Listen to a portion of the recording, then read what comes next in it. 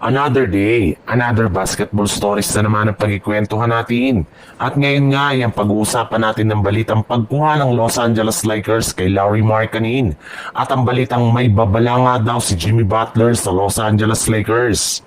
Sa pagkawala nga ni LeBron James sa Lakers ng at least 3 to 4 weeks o isang buwan dahil sa kanyang natamong injury na siyang rason bakit hindi siya makakapaglaro sa opening night ang regular season laban sa kupunan ng Golden State Warriors. Kaya mapipilitan nga ang Lakers na maghanap ng bagong player na pansamantalang papalit sa starting position ni LeBron James. Pero ang nangyayari nga daw ngayon kay LeBron sa kanyang pangangatawan ay siyang senyales na tumatanda na nga talaga ang kanyang pangangatawan.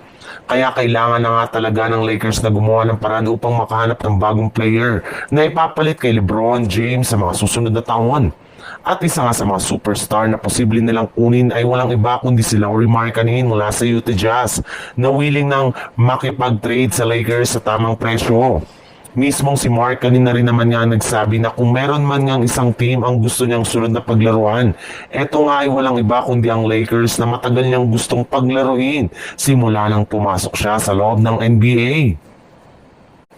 Sa ibang balita naman, isa nga sa mga pinakainaabangang laro sa opening night ang regular season ay ang bakbakan ng Golden State Warriors laban sa Los Angeles Lakers. Bagamat man 2 beses na silang nakaharap sa nakalipas na preseason ay dito pa lang nga nila maipapakita ang tunay na laro ng kanilang kupunan. Sa ngayon nga ay nananatili pa rin namang yamado sa kanilang game ang Golden State Warriors since inaasahan nga na hindi dito maglalaro sa Lakers si LeBron James. Pero ayon rin naman nga sa naging pahayag ni Jimmy Butler sa kanyang interview pagkatapos ng kanilang practice, di rin naman nga daw nila mamaliitin ang lakas ngayon ng Lakers sa kabila ng pagiging underman ng lineup nito. Andito pa rin naman nga sina Luka Doncic at Austin Reeves plus hawak rin naman nga nila ang home court advantage kaya sigurado nga na may ibang mga player ang Los Angeles Lakers na magkakaroon ng magandang laro at mainit na shooting. At kung sakali man nga na mag-relax ang Warriors dito, ay posible nga na matalo pa sila sa kanilang unang game sa regular season.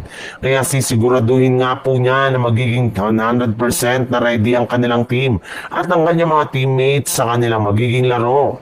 Yes, matapang ang sinabi ni Butler na hindi niya sasantuin ng Lakers at hindi siya maaawa dito kahit wala man si LeBron James dahil mas mahalaga pa rin sa kanila na makuha agad ang kanilang unang panalo sa regular season.